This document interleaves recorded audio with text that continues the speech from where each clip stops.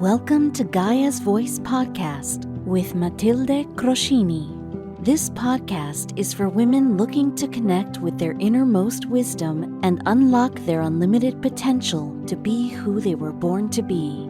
This space is for you. This time is yours. You are held by the earth underneath you. Be you. Be wild. Be free. Now let's begin.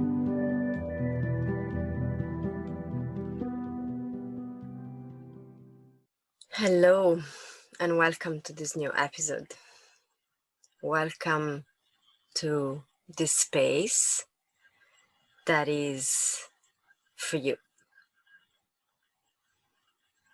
Dedicated completely to you, and I want to acknowledge you and honor you for taking this time for yourself. And whether you're listening to this as you are doing other things, perhaps going for a walk or a drive or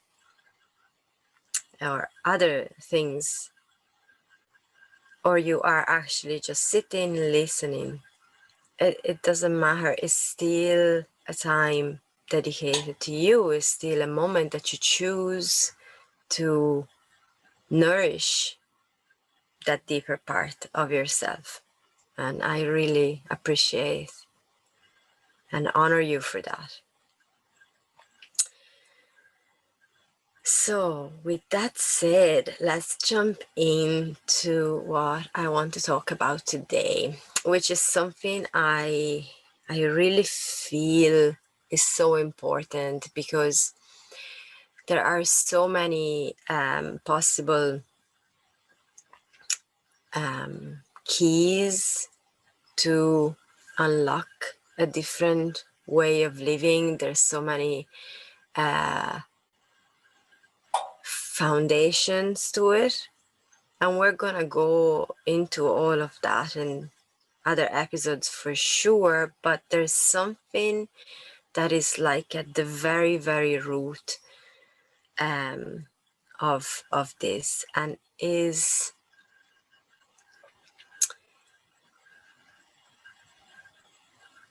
its presence, extreme presence.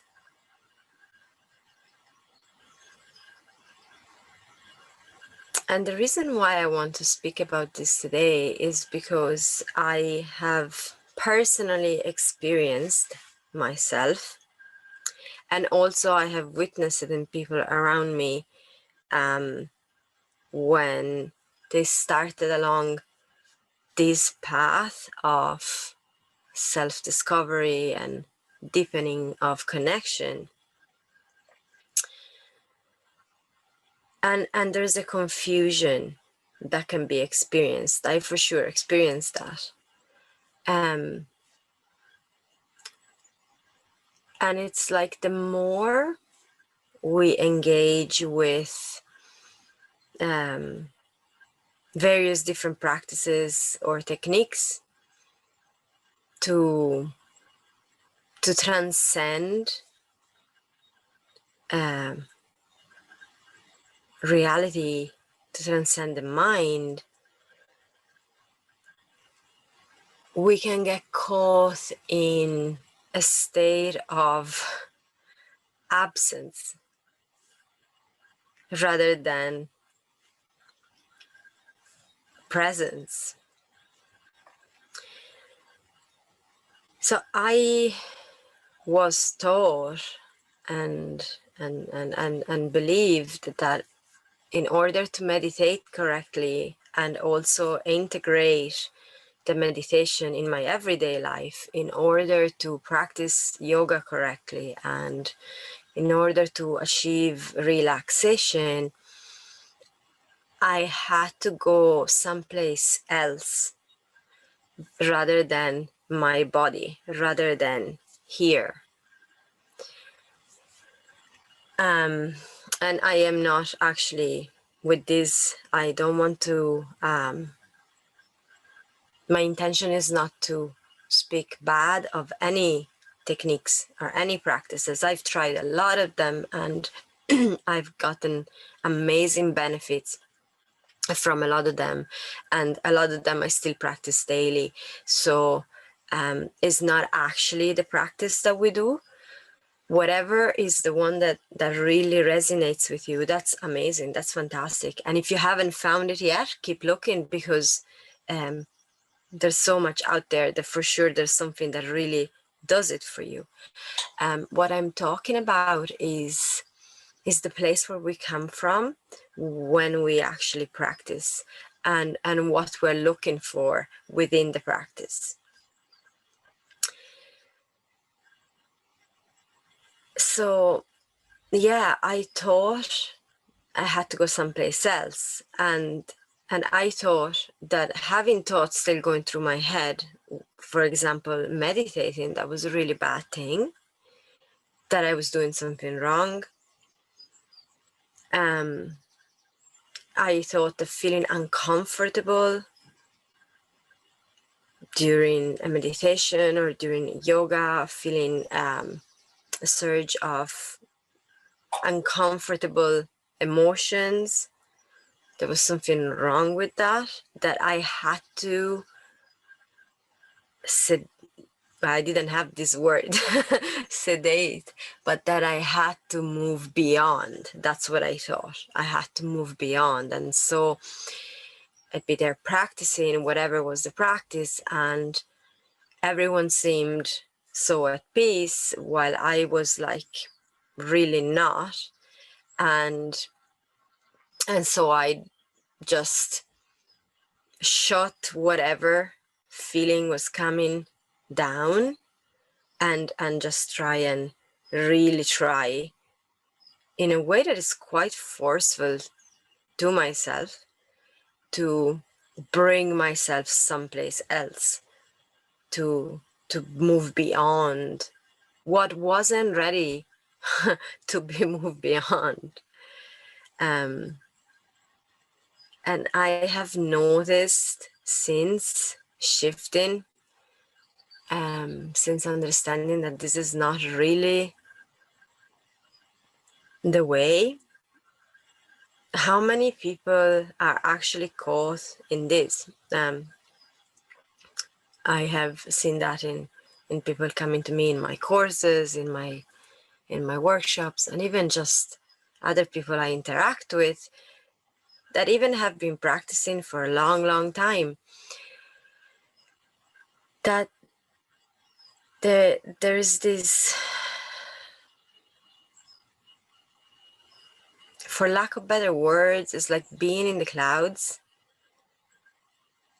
There is like a negation of what life is about.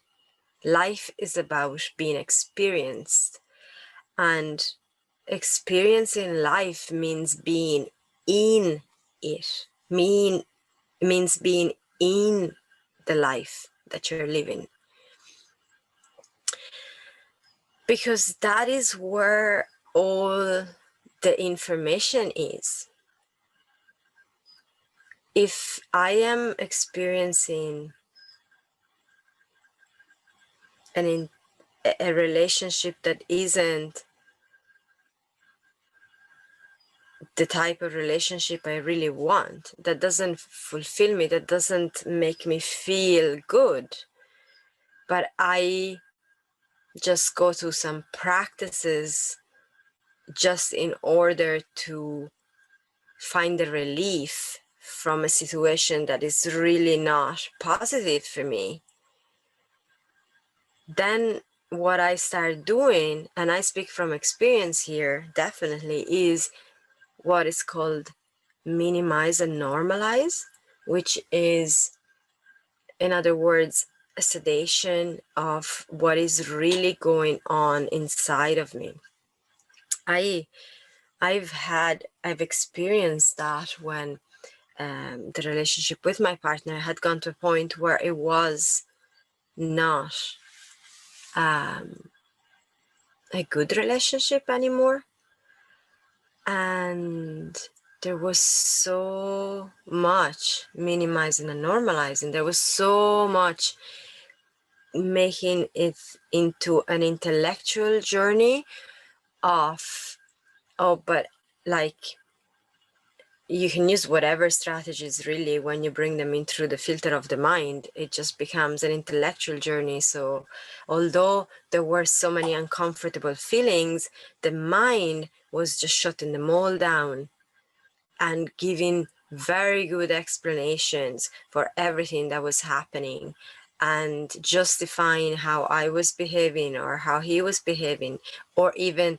just creating an argument that of course I was right, but sure, this is just how it is. And then beliefs and stories get mixed into that because they're all in the mind, and so it gets very confusing. And what happens in the end is that we find ourselves in situations where we really don't want to be, and nothing has really changed despite practicing for years. Nothing has really changed. But we're just less and less present to ourselves, because being present is scary, because what you observe you don't like, so it's better to just remove yourself from the place. And that is very risky, because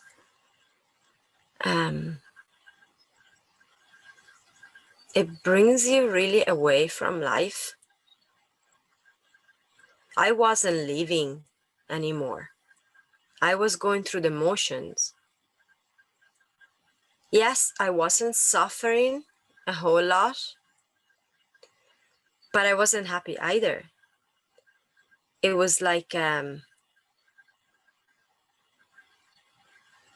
that sort of middle place that there's not much happening at all. And yes, that was just not living. And it took really accepting that, first of all, and then practicing in a different way, which is practicing from being totally in the moment all the time. And yes, this takes some practice. It takes I'm still not present in the moment all the time. That is what I am, where I'm coming from, where I do practice. That is what I move towards. But it requires some practice. But the more we practice that way, the more we change from being absent and sedated to be present and allowing, receiving, being soft. And yes, there's suffering involved in it.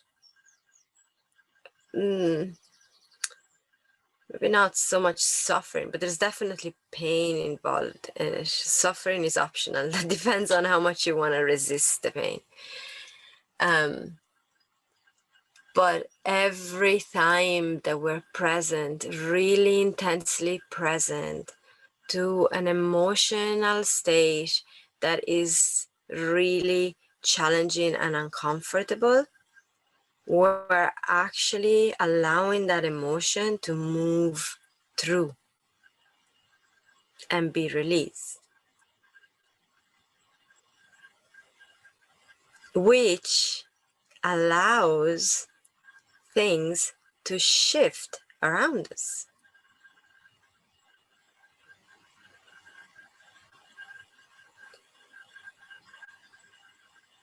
Which brings to another foundational point, which is what is around us comes from within. What you see in the world around you, how you see it and how you experience it, it's all coming from within. And so when we go within, we can really change what's around. Now, we're not doing it for that purpose. You're not going, I'm just going to do all of this work so that that person is going to change and that situation is going to change. That's not going to work, because again, you are still coming from the outside, really, just in a subtle way. Coming from within is like really just being so present to you. What's live here right now? If you take a moment right now to really tune in to what is live for you right now, no right or wrong. What is live for you right now?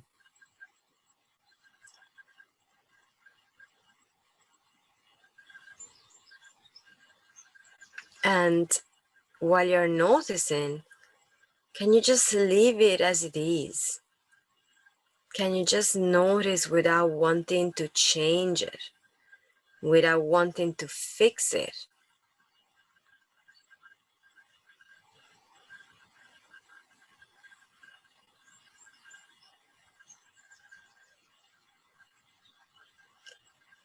And often when we really slow down to the point of really tuning into what is present in the moment, we can be very surprised to how intense the emotions can feel.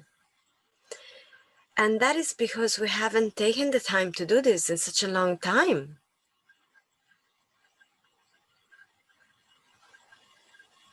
It's like when I don't take the time to play with my children for a few days.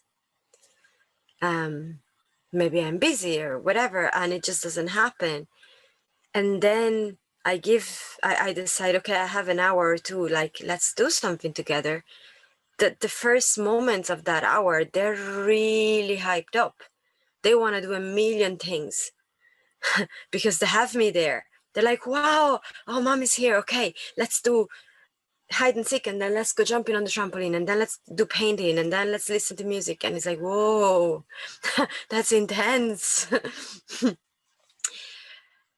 It's just because they haven't had my attention in a long time. And the same happens to what is within us. That emotion has been kept there, buried there, sedated, suppressed for such a long time that when you slow down and really bring your attention to it, oh, it can be intense. And that is where, through consistency of practice, dedication to it, dedication to ourselves, dedication to you, you start becoming comfortable with being uncomfortable. And this doesn't mean that you need to go looking to be uncomfortable. That doesn't give you like a badge of honor to actually just go making yourself uncomfortable.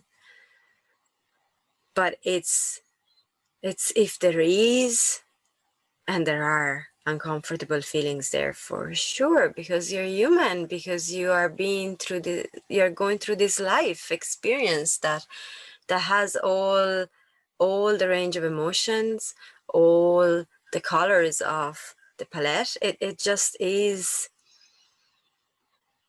it's the beauty of it.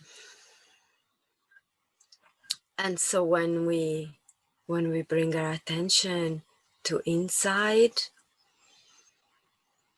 and we experience, it can be challenging, and it does require support, definitely. I am so appreciative of the support that I have received at times going through moments, and I still still look for support, still look for support. It doesn't matter how far along the path you think you are. Support is always, always, always so important. I used to believe I had to do it all by myself, and that was not very helpful. We really don't have to do it all by ourselves. There's no extra credit for doing it all by ourselves, for sure.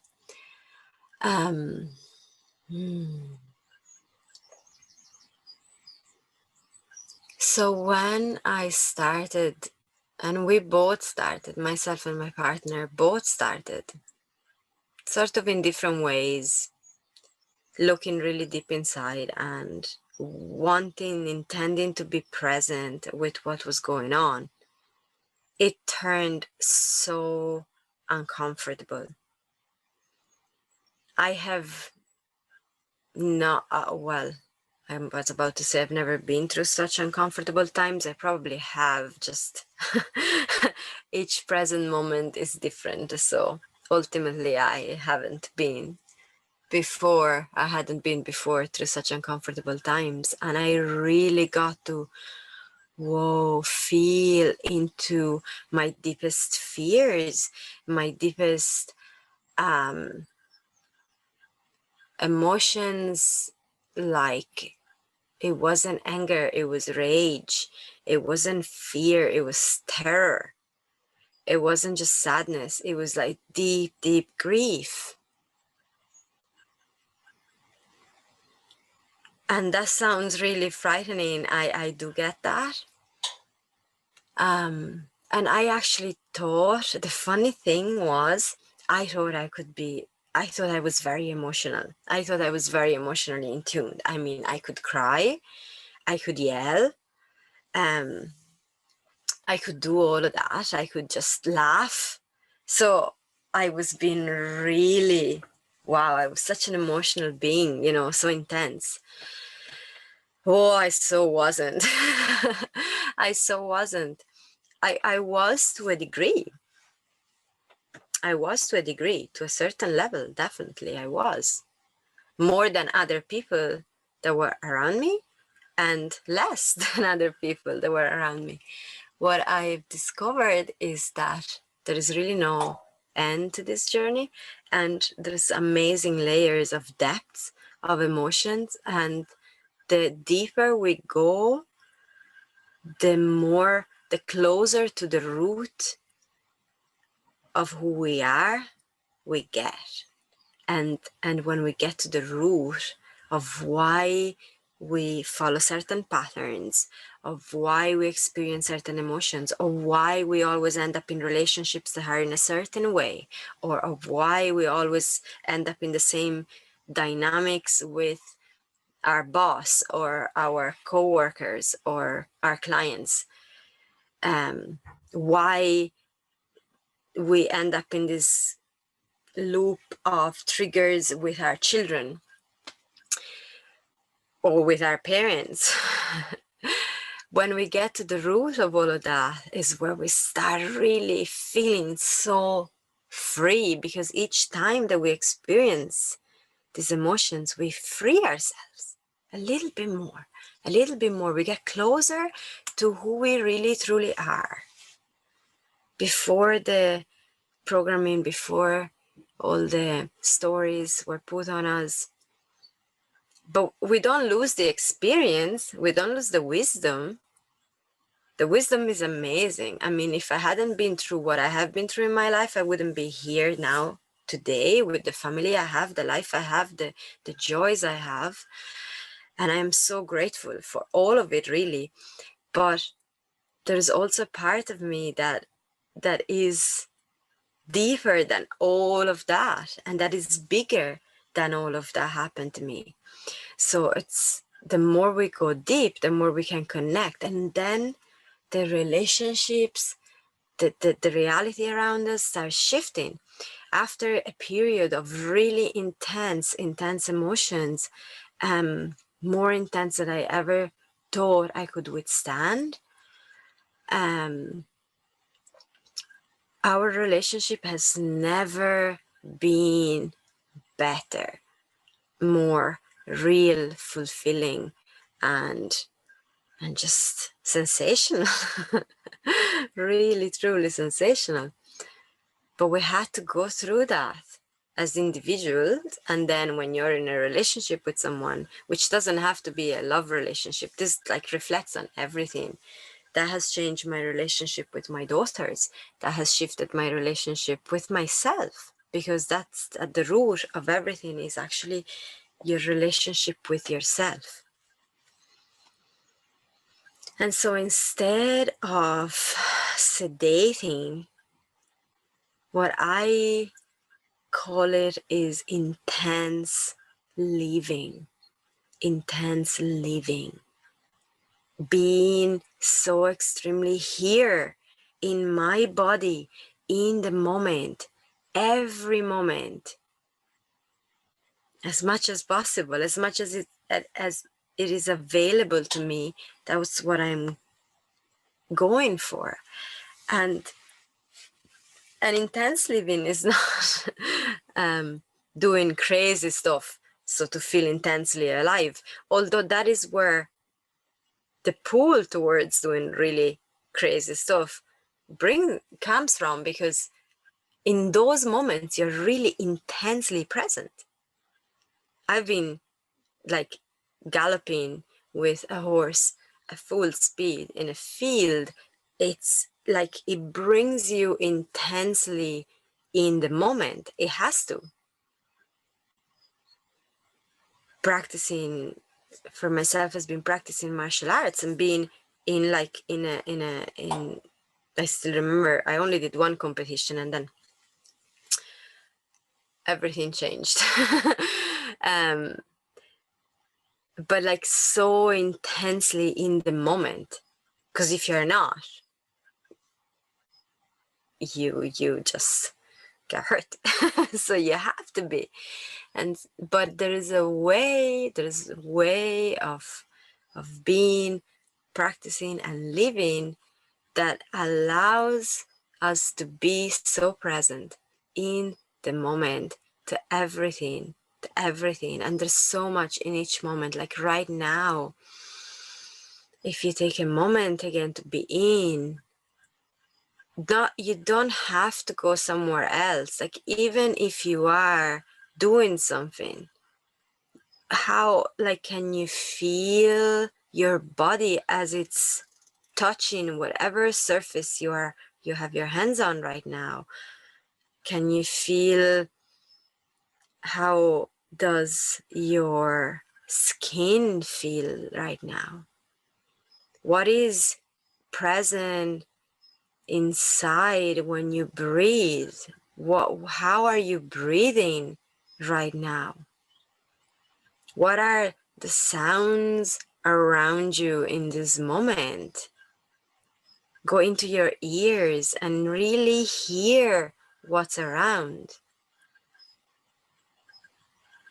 Really taste what you are eating, if you are eating.